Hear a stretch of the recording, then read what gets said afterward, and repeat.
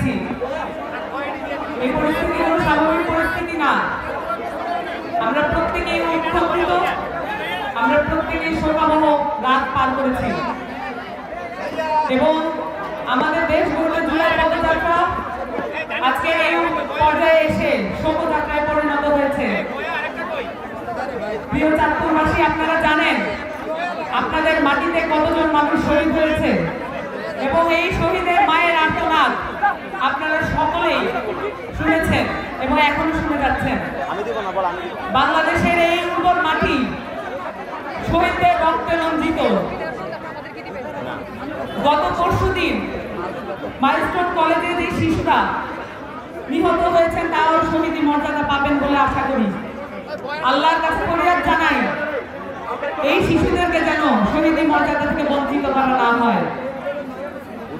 বাংলাদেশের সকল মানুষ এক মহাকাব্যিক শোক স্রোতে বহমান হচ্ছে।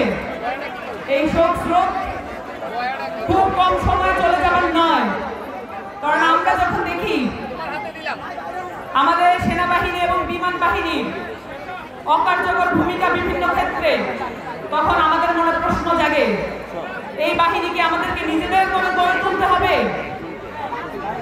আমাদের মনে প্রশ্ন জাগে এই রাষ্ট্র পুনর্গঠনের জন্য কতদূর পর্যন্ত আমাদের শহীদদের মর্যাদা ভুলণ্ঠিত হতে হবে। রান্নায় আমার ভালোবাসা Jamuna gas stove. Jamuna gas stove, আধুনিক, নিরাপদ ও দীর্ঘস্থায়ী। আমরা দেখতে পেয়েছি এই অন্তর্বর্তীকালীন সরকার জুলাই অভ্যুত্থানে 2000 শহীদের দায়িত্ব নেয় নাই, তাদের পরিবারদের দায়িত্ব নেয় নাই এবং এই কিছুদিন আগে আমরা দেখলাম মাইলস্টোন কলেজে যে শিশু শিক্ষার্থীরা নিহত হয়েছেন সেই শিশু শিক্ষার্থীদের এবং যারা আহত হয়েছেন তাদের চিকিৎসার জন্য সাহায্য চাওয়া হচ্ছে সরকারের পক্ষ থেকে। আমরা বিস্মিত হয়ে লক্ষ্য করি একটি অন্তর্বর্তীকালীন সরকার এমবাসি ব্যাকআপ নিয়ে নিজেদেরকে একটি নির্বাচনকালীন সরকারে পরিণত করেছে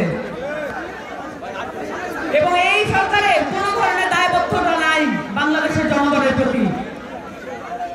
আমাদের সরকার আমাদেরকেই গড়ে তুলতে হবে, আমাদের রাষ্ট্র আমাদেরকেই গড়ে তুলতে হবে, আমাদের শহীদদের মর্যাদা আমাদেরকেই রক্ষা করতে হবে। বাংলাদেশ রাষ্ট্রের, বাংলাদেশের প্রত্যেকটি ইঞ্চি মাটি শহীদের রক্তে রঞ্জিত, এটা যেন আমরা ভুলে না যাই। এই শোক যেন শক্তিতে রূপান্তরিত হয়, এই চেষ্টা আমাদেরকে চালিয়ে যেতে হবে এবং কোন ধরনের এমবাসি ব্যাকআপের সরকার এটা আমাদেরকে পিছু ফিরে রাখতে পারবে না।